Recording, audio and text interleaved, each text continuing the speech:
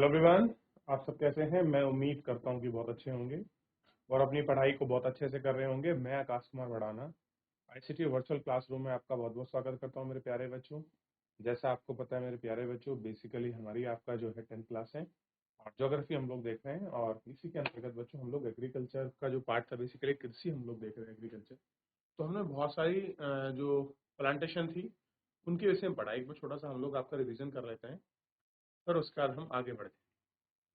देखिए, हमने यहाँ शुरू किया था, हमने रबी की फसलों को देख लिया, खरीफ की फसलों को देख लिया और जायद की फसलों को हम लोग आपका देख चुके थे। तो कल पढ़ने के बाद आगे बढ़े और ये भारत का मैप है और उसके बाद हमने सबसे पहले कल देखा जो मैदानों में आपका चावल होता है। सबसे पहले हमने चावल के विषय में पढ़ा कि चावल को उगाने के लिए क्या फेवरेबल कंडीशन होनी चाहिए, कितनी चीजें होनी चाहिए। तो इस पर हम लोग आपका बात कर चुके थे और इस पर हम लोग आपका देख चुके थे। ठीक है, चावल और उत्तर पूर्व मैदान, डेल्टा प्रदेश, ये सारी चीजों को हमने इनमें गौर कर बड़े अच्छे से आपका देख लिया और बड़े अच्छे से बात कर लिया। ठीक है, और भारत में ये सारी चीजों को हम लोगों ने एक एक करके बहुत अच्छे से गौर करके आपका देखा और बात की। ठीक, और इनको हमने आपस में समझा और सबको समझकर एक एक चीजों को बहुत अच्छे से गौर भी किया और देख भी लिया कि कहाँ पर क्या है और किस तरह से ये सारी चीजें हो रही हैं। इनको थोड़ा सा हमें समझने की और गौर करने की आवश्यकता है। मोटे अनाज पर हम लोग बात कर रहे थे, ज्वार, बाजरा, रागी, इन सबको उगाने वाली चीजों में क्या चीजें हैं, इनको थोड़ा सा हम लोग आपका देख चुके थे और बात भी किए थे कि लोहा, कैल्शियम, इन सब पर क्या है, कैसा कुछ है, इनको हम लोग आपका समझे। बालू और जो काली मिट्टी है उस पर उगाए जाने में कैसे बाजरा कहाँ पर फेवरेबल कंडीशन में उग सकता है, ये हमने देख लिया। मक्का कहाँ होती है, ये हमने देख लिया। इन सबको हमने अच्छे से पढ़ लिया, समझ लिया। ठीक है, इन सबको आपका उगा कर एक एक करके हम लोग आपका देख चुके हैं। ठीक है, और इन सबको हम लोग आपका बात भी। तो फिर हम लोग आपका तिलहन के विषय में देख रहे थे कि आपका तिलहन कहाँ है और तिलहन पर कहाँ इसकी प्लांटेशन है, कहाँ कहाँ तिलहन पैदा होती है और क्या क्या चीज है तिलहन की। इनको हम लोगों ने तिलहन को हम लोग देखे। तो अरंडी, सोयाबीन, मूंगफली, नारियल, इन सब का जो तेल निकलता है, इन तेल के विषय में भी हम लोगों ने आपका पढ़ लिया। ठीक है, इनको हम लोग देख लिए।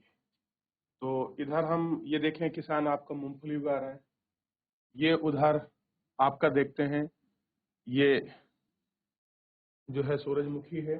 इन सब पर हम लोगों ने आपका बात करी। ठीक है, और इतना आपका देख चुके हैं और इतना बात कर चुके हैं। तो आज हम थोड़ा सा आगे बढ़ेंगे और चाय पर हम लोग आपका बात करेंगे कि चाय जो भी है एक आपका प्लांटेशन क्रॉप है और इसी प्लांटेशन क्रॉप पर हम लोग आपका देखते हैं। सबसे पहले बात कीजिए चाय की। चाय की खेती रोपण कृषि का एक एग्जाम्पल है। किसका है? प्लांटेशन कृषि का जो है उदाहरण है। ठीक है, ये ध्यान रखना। यह एक महत्वपूर्ण पेय पदार्थ की फसल है जिसकी शुरुआत में अंग्रेज भारत में लाए गए थे। आज अधिकतर चाय बागानों के मालिक भारतीय हैं।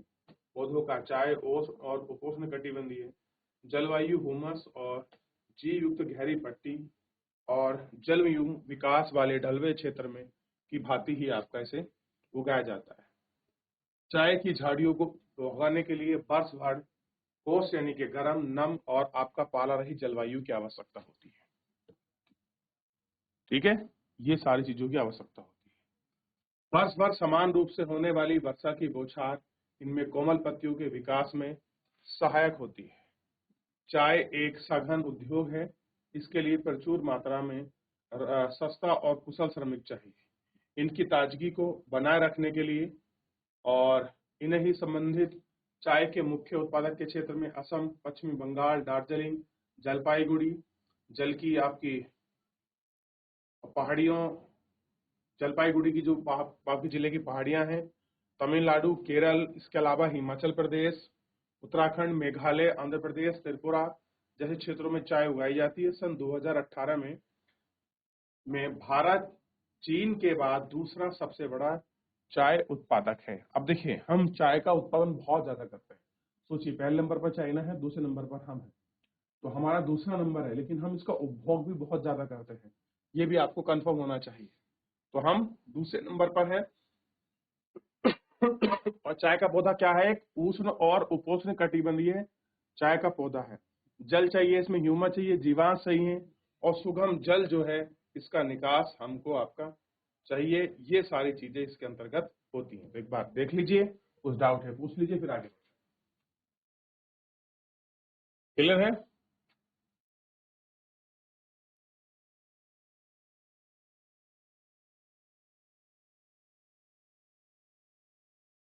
देख लिया इतना। बात कर रहे हैं कॉफी की।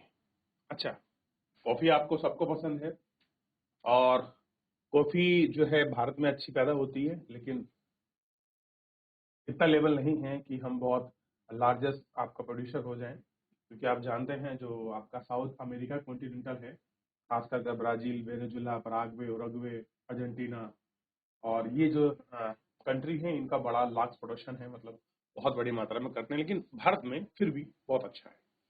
कह रहे भारत में कॉफी अपनी गुणवत्ता के लिए विश्व विख्यात है। अब सोचिए, जो कॉफी की जो क्वालिटी है, वो क्वालिटी कंटेंट के लिए बहुत फेमस है। क्लियर है? उसमें किस्म है, ध्यान रखना, अरेबिका किस्म की जो आपकी कॉफी है, ये भारत में पैदा की जाती है, और इसकी वर्ल्ड में बड़ी डिमांड है, जो आरंभ में ही यमन से लाई गई थी। यमन, सोचिए, यमन कहाँ है? सीरिया, इराक एरिया, जो आपका मिडिल ईस्ट है, जो आपका मिडिल का ईस्ट है, क्लियर है, जो आपके गल्फ है, जो कंट्री है, उसी में एक शहर है यमन। क्लियर है? वहां से लाई गई थी। यह विश्व भर में मांग अधिक है, और इसकी कृषि की शुरुआत जो जो सबसे शुरू किया, वो हमने बाबा बदून की पहाड़ियों से। आज इसकी खेती नीलगिरी की पहाड़ियों तक है। सोच के देखिए, बाबा बदून की पहाड़ियां कहाँ हैं, आपको ढूंढिए, मैंने बताया आपको। बाबा बदून की पहाड़ियों से लेकर आपका नीलगिरी कहाँ पर है? तमिलनाडु, कर्नाटक, और जो आप केरल वाला जो पार्ट है, वहां नीलगिरी मिलता है बेसिकली। क्लियर है?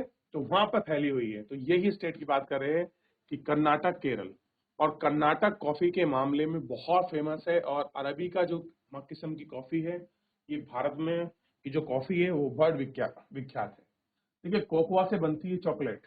जो हम कोकोआ यूज करते हैं कॉफी के बीजों को, तो उसी से क्या बनती है? चॉकलेट भी बनती है। क्लियर है? तो थोड़ा सा ये आपको ध्यान रखना था कि भारत में कौन सी किस्म की कॉफी होती है। अब आप मुझे बताइए, कॉफी हो रही है तो उष्ण कटिबंधीय के क्षेत्र की है। टेम्परेचर कितना चाहिए? आप देख सकते हैं। रेनफॉल कितनी होनी चाहिए?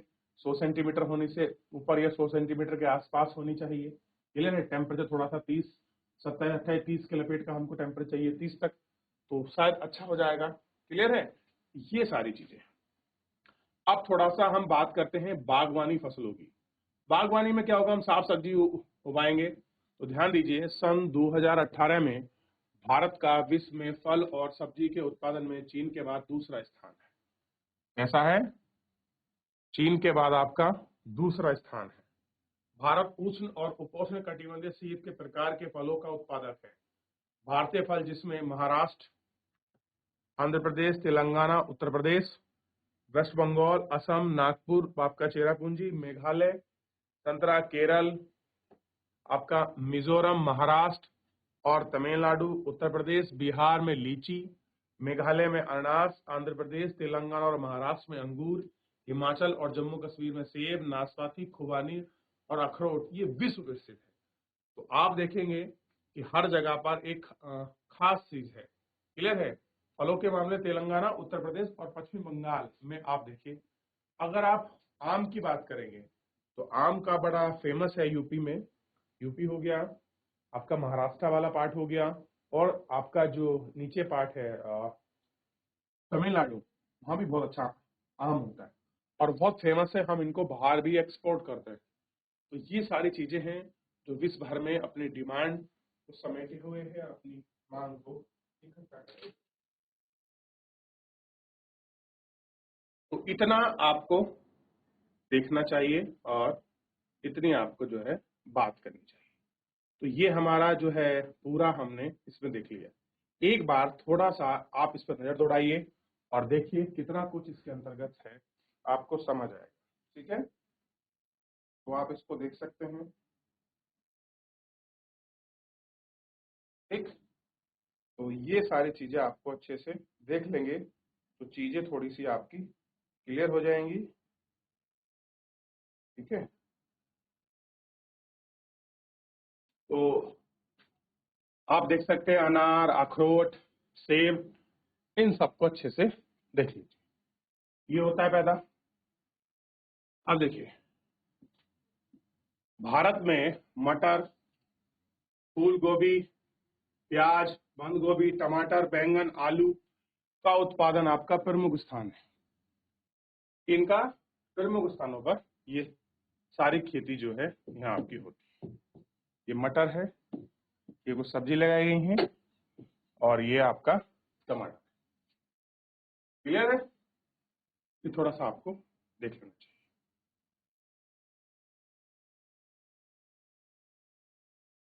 ठीक है ना? आप देखिए, मालाबारी पेड़, हरी पत्तियां हैं, और रेशम के उत्पादन के कीड़े पाले जाते हैं, और इनको ही हम सेरीकल्चर कहते हैं, जहां हम इनके कीड़े पालते हैं। क्या बोलते हैं आपका? सेरीकल्चर बोलते हैं। तो ये सेरीकल्चर आपको कंफर्म होना चाहिए कि आखिर में सेरीकल्चर क्या है। क्लियर है? तो आप इसको देखेंगे तो सारी चीजें अच्छे से क्लियर हो जाएगी। अब बात करते हैं, कुछ ऐसी प्लांटेशन है जो आपका नॉन फूडेबल है, यानी कि अखाद्य हैं, जिनको हम बेसिकली खाने में जो है आपका प्रयोग नहीं करते, उनको हम देखते हैं। जैसे आप देखेंगे रबड़। रबड़ क्या है? भूमध्य रेखा में एक फसल है जो जो आपका, अगर आप विशेष पश्चिम देखेंगे तो उष्ण और उपोष्ण कटिबंधीय क्षेत्र में उगाई जाती है। 200 सेंटीमीटर से अधिक की वर्षा चाहिए और 25 से ऊपर का टेम्परेचर चाहिए, यानी कि बेसिक ह्यूमिड टेम्परेचर चाहिए इसको। नम और आर्द्र जो आपकी जलवायु है, इसकी इन्हें आवश्यकता होती है। कैसी होती है? आपका नम्र और आर्द्र जलवायु की इन्हें आवश्यकता।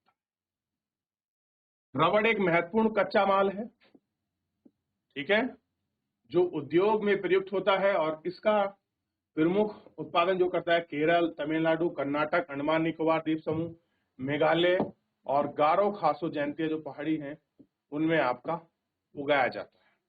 ठीक है, इसके बाद आप देखेंगे, इसके बाद है रेशेदार फल। इनको देखते हैं, जैसे कपास हो गया, जूट हो गया, सन हो गया, प्राकृतिक रेशम, ये सारी चीजें हैं जो हम इनको देखते हैं। 3 मिट्टी में आपका कपास उगाने से प्राप्त होती है। चौथा आपका रेशम का कीड़ा है, जो उनको आपका कूनों से प्राप्त होता है। आप इसको अच्छे से देख सकते हैं। भारत को कपास के पौधे का आपका मूल स्थान माना जाता है, कि जो कपास है वो भारत में ही पैदा हुई है, और ये उसका मूल स्थान है। और ध्यान रखना, सूती कपड़ा उद्योग में एक आपका कच्चा माल है, और कपास उत्पादन में भारत का चीन के बाद दूसरा उत्पादन है। यानी कि ज्यादातर हम देखिए बहुत सारी चीजों में आपका सेकंड है, और फर्स्ट आपका क्या है? चाइना है। क्लियर है? तो दक्कन के पठार में शुक्रवार, क्षमा चाहूंगा, शुक्रवार नहीं, शुष्कता के कारण काली मिट्टी आपका कपास के लिए उपयुक्त मानी जाती है।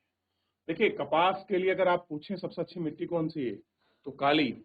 आप काली मिट्टी को देखिए, वेस्ट बंगाल में आपको मिलेगी, कुछ गुजरात के रीजन में वहां मिलेगी, कुछ पंजाब वाला पार्ट है वहां मिलेगी, कुछ महाराष्ट्र में मिलेगी। क्लियर है? तो जहां जहां पर आपकी काली मिट्टी देखने के लिए मिलती है, वहां पर आप अच्छे से देख सकते हैं कि यहाँ पर जो है कपास का कॉटन कल्टीवेशन बहुत आसानी से, आराम से होता है।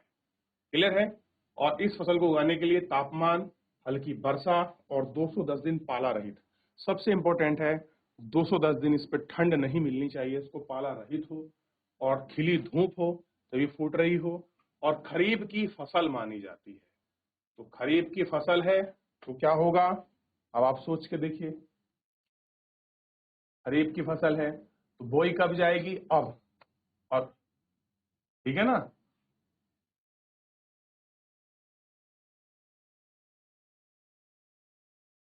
और अक्टूबर नवंबर में इसको काट लिया जाता है, यानी कि ठंड से पहले। इसे तैयार होने में 6 से 8 महीने लगते हैं। अब देखिए कौन कौन क्षेत्र इसमें प्रमुख है।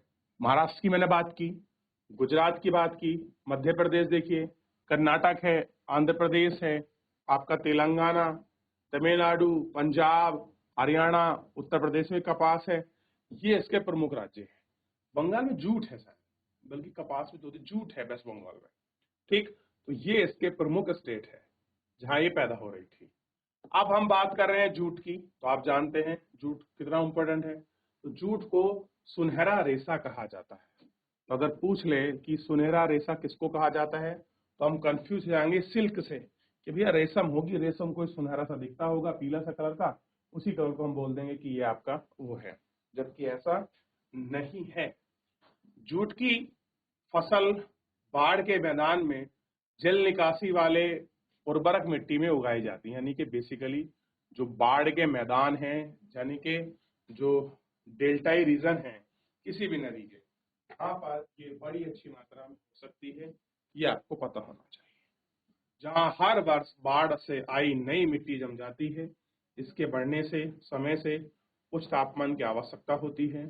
पश्चिम बंगाल, बिहार, असम, उड़ीसा, मेघालय में जूट के प्रमुख उत्पादक हैं और इनका प्रयोग बेरिया, चटनी, रस्सी, तंतु, धागे और गलीच और दूसरी अन्य दस्तकारी वस्तु बनाने में प्रयोग किया जाता है। इसका उच्च लागत के कारण कृषि रेशम में पैकेजिंग सामग्री, विशेष आपके नायलॉन की कीमत की होने के कारण बाजार में इनकी मांग क्या है, काफी कम है। कैसा है, बाजार की जो मांग है वो इनकी काफी कम मांग हमको दिखाई दे रही है। क्लियर है, ये आपको ध्यान रखना। जैसा कि हम पहले बता चुके हैं कि भारत में कृषि हजारों वर्ष तक जारी रही। कब रही, हजारों वर्ष तक आपका जारी रही। प्रौद्योगिकी संस्थान परिवर्तन के अभाव में लगातार भूमि का उपयोग, कृषि का विकास अवरुद्ध हो गया और कुछ चीजों में जो कृषि का विकास है वो आपका रुक गया था। इसकी मंद गति हो जाती है। सिंचाई के स्थान के विकास के उपरोक्त देश की बढ़ती भागों में भी किसान खेती बाड़ी के लिए मानसून और अन्य प्राकृतिक उर्वरकों पर आपका निर्भर रहता है। बढ़ती हुई जनसंख्या के लिए महत्वपूर्ण चुनौती है कि 60% से भी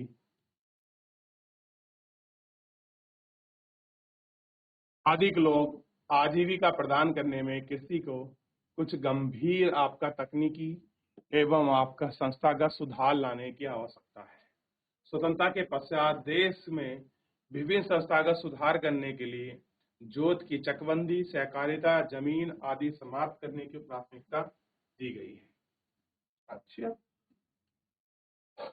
और कह रहे हैं कि प्रथम पंचवर्षीय योजना में भूमिगत सुधार का लक्ष्य था कि भूमिगत पर पुश्तैनी अधिकार के कारण टुकड़ों में बांटी जाती है और जिनकी आपका चकबंदी करी जाती है। चक मतलब बहुत सारे अलग अलग भूमि के टुकड़ों को एक साथ इकट्ठा करना। ये प्रथम पंचवर्षीय योजना में चकबंदी को एक प्रमुख रूप से आपका देखा गया था। ठीक है, तो ये हमने देख लिया। दूसरा देखिए, भूमि सुधार के कानून तो थे पर उनमें लागू और आपका ढीले होने लग गए थे। 1960 और 1970 के दशक में भारत सरकार ने कई प्रकार के कृषि सुधारों की शुरुआत की और आपका पैकेजिंग टेक्नोलॉजी पर आधारित हरित क्रांति और श्वेत क्रांति जैसी कृषि सुधार के लिए कुछ आपका रणनीति आरंभ की गई और इसके कारण क्या हुआ, आपका इन क्षेत्रों में सीमित हुई और 1980 और 90 के दशक में आपका कार्यक्रम आपके शुरू किए गए और संस्थागत और तकनीकी सुधार के आधार पर दिशा में उठाए गए कदम महत्वपूर्ण सूखे, बाढ़, चक्रवात और फसल बीमा, इन सब के प्रावधान किए गए और आपका जो ऋण सुविधा है इन सबको भी आपका इसमें देखा गया। बात भी की गई कि कहाँ कहाँ का पर क्या स्थिति है और कैसा कुछ है। तो ये सारी चीजों को भी हम इसमें आपका देख चुके हैं और इसमें आपका बात करें। किसानों के लाभ के लिए भारत ने किसान क्रेडिट कार्ड और दुर्घटना बीमा योजना, ये सारी चीजों को आपका बनाया है और ये सारी चीजों को इसमें दिखाया है। क्लियर है, तो किसान किस तरह से नई नई तकनीकी के माध्यम से अपनी खेती करता है, उसका प्रयोग कर रहा है। देखिए, ये गेहूं बुआई की मशीन है, आपके सामने दिखाई गई है। इसके अंदर यहाँ पर आपका खाद, यहाँ पर बीज डाला जाता है, फिर उसकी वैरी होती है, और एक वैरी के बाद जो है फसल, मतलब जो हमारा गेहूं है उसको बोया जाता है। देख लिया।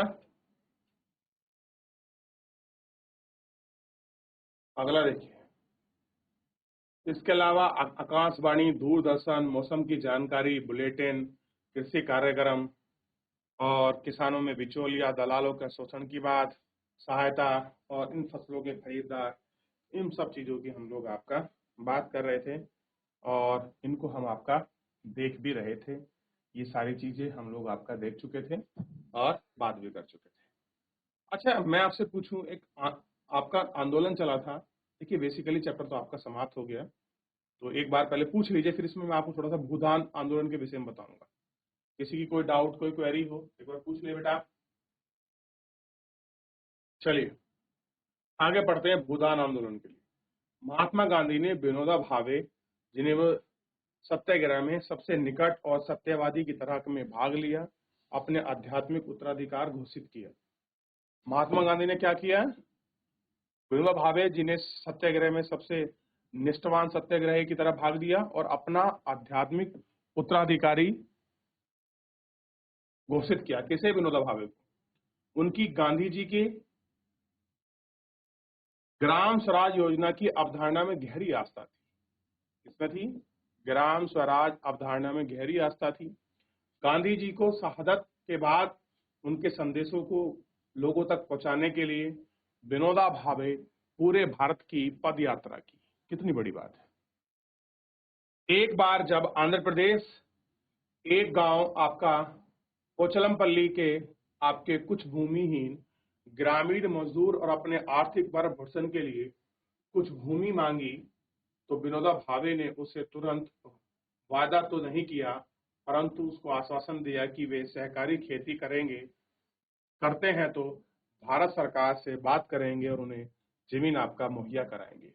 अचानक ही श्री रामचंद्र रेड्डी उठकर खड़े हुए। उन्होंने 80 भूमिहीन ग्रामीणों को 80 एकड़ भूमि बांटने की पेशकश की। इसी को कहा गया भूमिदान। बाद में विनोबा भावे की यात्रा और यह विचार पूरे भारत में फैल गया। कुछ जमींदारों ने, अपने गांव के मालिक थे, उन्हें भूमिहीन को पूरा करने के लिए ग्राम दान किया गया, परंतु जमींदारों ने सीमा कानून से बचने के लिए आपका अपना भूमि का एक हिस्सा दान किया। विनोबा भावे ने शुरू किया कि भूदान ग्राम आंदोलन रक्तहीन क्रांति के नाम से भी जाना जाता है। ये क्या है आपका? रक्तहीन क्रांति। क्लियर है? तो बेसिकली आज हमने पूरा चैप्टर इसको समाप्त कर लिया। तो यहाँ तक अगर कोई डाउट, कोई क्वेरी किसी बच्चे की है, तो आप मुझसे लाइव जुड़कर चैट के माध्यम से अपनी क्वेरी को, अपने क्वेश्चन को पूछ सकते हैं। तो मेरे प्यारे बच्चों, चैप्टर हमारा समाप्त हुआ। मिलते हैं नेक्स्ट लेक्चर में और नेक्स्ट आपके चैप्टर के साथ। फिलहाल आज के लिए इतना ही। धन्यवाद।